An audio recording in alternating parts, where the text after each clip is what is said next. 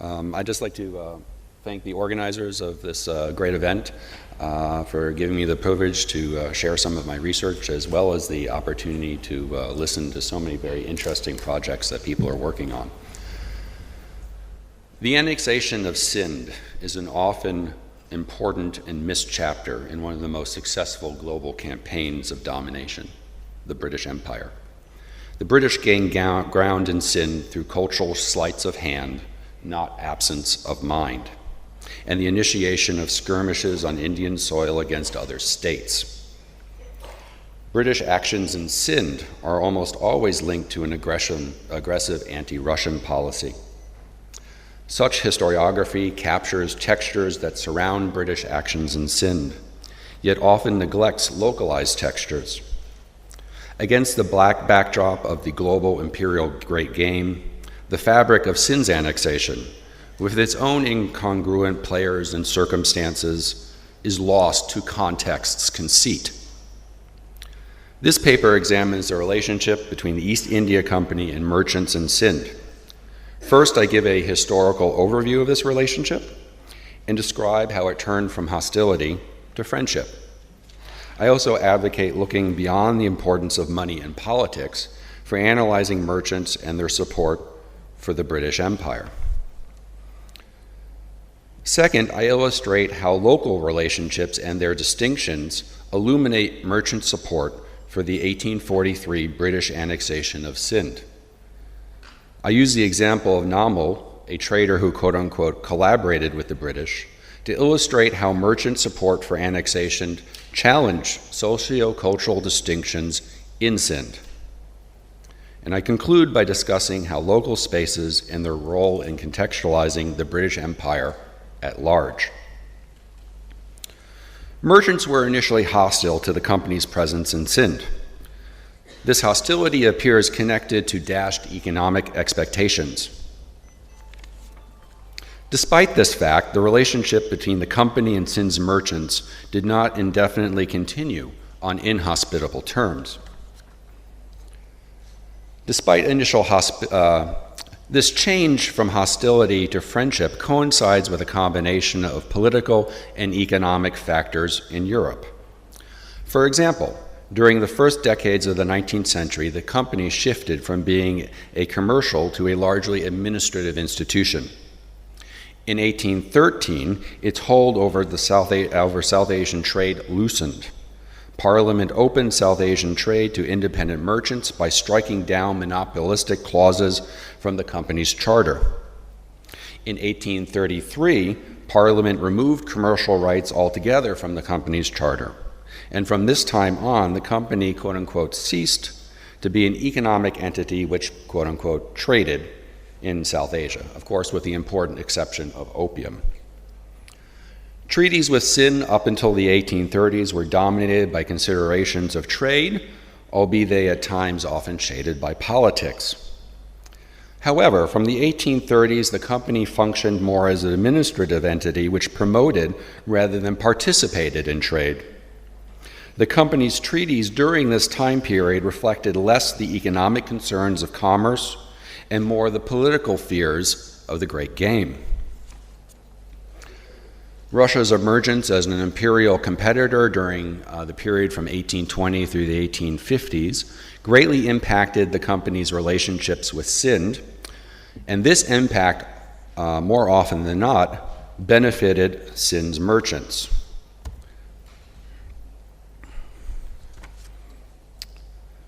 The company's change from a commerce-oriented economic to an administrative institution, in conjunction with Britain's growing global concern with Russia, translated into treaties with economic benefits for merchants.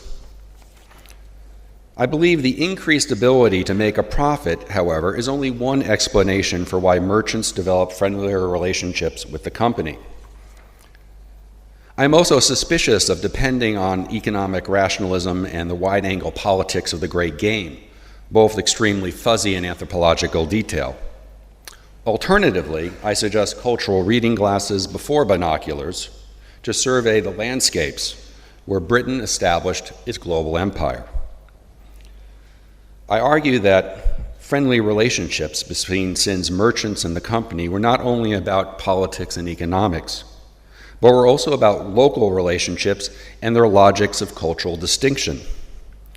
Rather than accept British representations of merchants as an oppressed cultural minority, I argue that the histories of Sindh have not adequately recognized that merchant support for the company and its subsequent annexation of Sindh is derived more from intra-community distinctions rather than inter-community differences.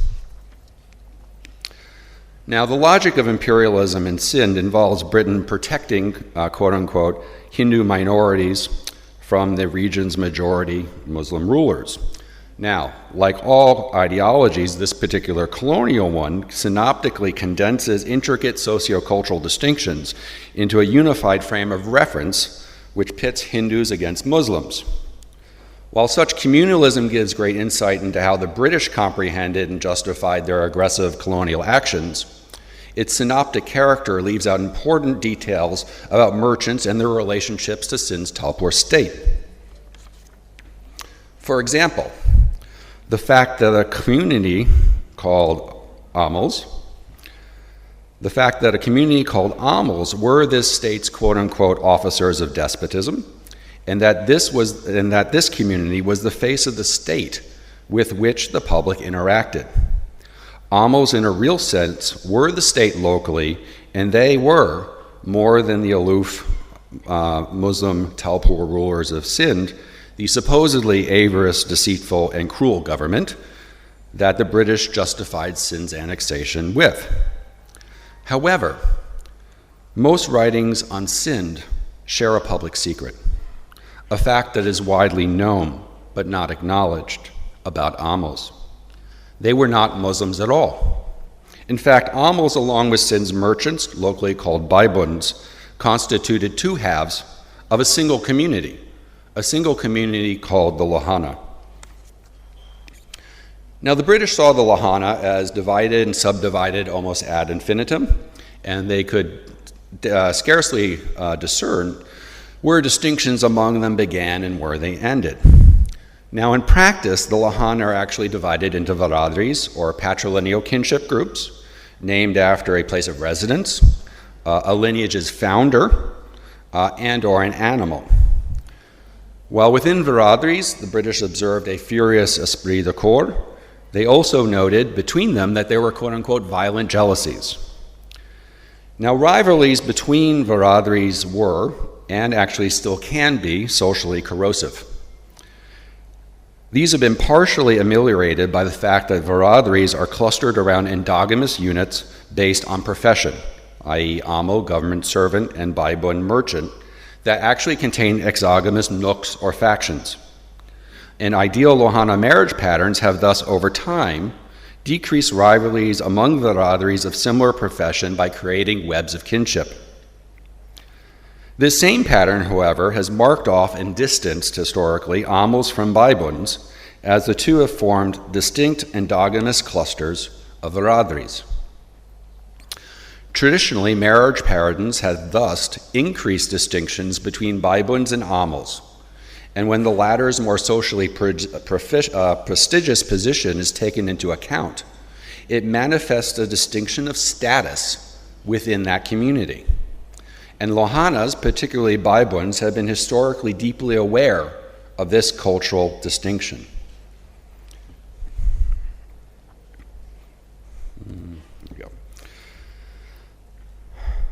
Baibun's support for the British annexation of Sindh diminished and disrupted social distinctions within the Lohana community. Wealthy Baibuns, traditionally shut off from prestigious government positions by their community's sense of itself, used their support for the company as a vehicle to become Amals. The trader Namo, in his support for the company, acted essentially as a powerful Amal Dewan would. The company recognized this fact in May 1843 when it appointed him the quote-unquote head Amal and deputy collector of Karachi. This position was in turn used by him to appoint other Baibuns to government positions, traditionally the distinct privilege of Amals. Namo often circumvented local distinctions of authority to take on responsibilities that were traditionally Amo in character. Many did not welcome Namo's growing influence in government service. Particularly put out by Namo were Amos. Namo not only challenged their ascendancy in government service, but also threatened their identity by shifting cultural lines of distinction. Namo's collapsing of local distinctions drew challenges from Amos, who, while gradually working their way into the company's administration in Sindh, sought to undermine the influence of Baibuns like Namo, who disrupted the Lohana order of things. After the company annexation of Sindh, Amos increasingly resisted the lack of social distinction within their community. In 1843, three Amos, here's three Amos, although they are not the three Amos from this paper. In 1843, three Amos, Hachjan, Ubriamal, and Gulabrai Renuga, convinced British authorities that Namo was corrupt, and that proof of it was in the account books of his family firm, Daria Nomal Brothers. Lieutenant Marston, the head of the Karachi police, subsequently accused Namo of improper gains from the transfer of company revenue from Ceylon to Karachi. Hachjan, Ubriamal, and Gulabrai Renuga acted as accusers and prosecutors in a trial of Namo by a court of 3 military officers. After consultations with Marston, the 3 Amos convinced the lieutenant to seize the account books of Daria Nomal Brothers Gumashta Chelaram. For Namo, the proceedings started very poorly. Not given a chair, he was asked to squat on the ground. After 6 days of examining Chelaram's accounts, the only strong conclusion was that government-backed hundis or bills of exchange worth 100,000 rupees were negotiated through Daria Nomal Brothers by Chelaram. Following such an inconclusive conclusion, the military commission called Namo to give evidence. Namo framed the issue at hand in light of the shifting sovereignty in Sindh, from the Talpurs to the company. During this transition period, the Mukhtiarkar of Ceylon expressed concern about the safety of large amounts of government-owned grain that had been farmed as a tax. The Mukhtiarkar did not want to be responsible for safely moving this wealth from Ceylon to the collectorate's capital in Karachi. Such a procedure regularly entailed the selling of grain locally to a Baibun merchant, who would in turn issue a hundi or a bill of exchange. This hundi could then be safely taken to another city or region where it could be exchanged or cashed by a relative of or business associate of the Baibun who issued it. However, there was no single banker in Ceylon wealthy enough to issue a hundi in exchange for the company's grain. As an alternative, Namo suggested Daria Nomal Brothers facilitate a deal between the company and Ceylon's reluctant hundi dealers. Namo requested Chelaram to go to Ceylon, where he would convert Daria Nomal Brothers hundis into cash locally. With this cash, he procured the grain from the government for resale. To cover the transfer of funds from Ceylon to Karachi, Chelaram also purchased in the name of Daria Nomal Brothers hundis issued by the Mukhtiarkar of Ceylon. These hundis, backed by Daria Nomal Brothers and the money that had given the company for the grain, were then cashed, quote unquote, in Ceylon in exchange for drafts payable on Ceylani firms in Hyderabad and elsewhere in Sindh. In this arrangement, Daria Nomal Brothers acted as a middleman between the government and reluctant bankers in Ceylon. On July 24, 1847, the military commission stated that government grain had been, quote, sold in a very irregular manner, unquote. However, the commission also concluded that the claim that Namo had somehow defrauded the company was in fact not factual. Nonetheless, the commission did not let Namo off the hook. It determined that on account of Namo's hundi transactions, the company had not fully collected on all the interest that was generated in the deal. Furthermore, Namo's arrangement, which utilized his family firm, opened him up to a charge of a conflict of interest. Such a conflict of interest made him, quote unquote, pernicious to the company's interests. And on August 16, 1847, Charles Napier, the governor of Sindh, concluded that Namo had deceived and robbed the company. Namo expressed anger and resentment at his treatment by British authorities. Namo wrote the British had been misled by Amals and their machinations.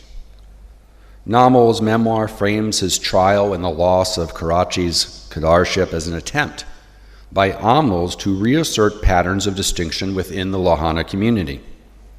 As accusers and prosecutors, Amals, by means of Namo's public trial, declared their social status by distancing the Baibun from the company and government service. Namo's involvement with the British involved issues of distinction as culturally practiced and understood among the Lohana. Namo was not interested in participating in the state if he wasn't going to be its top Amal. He thus left government service behind rather than accepting a less influential appointment. In a final address to the British court, Namo outlines his understanding of events as being about the cultural distinctions between Amal and Baibun Lohanas, and he cites a story from the Punjab, the Lohana's ancestral home.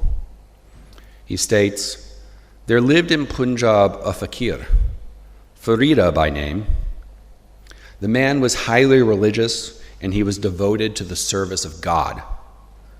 One day he happened to pass by a muskmelon field and observed that someone had thrown close by a large number of empty muskmelon rinds, devoid of all pulp, which had been greedily devoured. He lifted up a few rinds and began to lick them. In the meantime, the owner came up and laid hold of him, saying, we have at last caught the thief who has been daily devastating our field." In conclusion, I'd like to just say that all groups and institutions allow someone to speak for them. Such individuals are metonyms who, while part of the group, simultaneously represent them. Bourdieu states that this metonymic relationship, to be legitimate, must obfuscate ambition. A legitimate representative succeeds because others don't view him as a quote-unquote cynical calculator who deceives the people, unquote. Namo never concealed his ambition to diminish legitimate distinctions among the Lohana. As a result, his public challenge to Amal dominance was very ironic. Namo's actions aimed at challenging the Lohana sense of themselves and their world largely coincided with the institutions that informed them. Namo, supported externally by the company, justified his social challenges through the local cultural distinctions that it actually sought to dispute. And such a fully ironic challenge failed to sufficiently carry a force of conviction to overwhelm Amals and their legitimate distinction as the dominant Lohana group. This paper attempts to glance beyond the importance of money and politics in colonial expansion.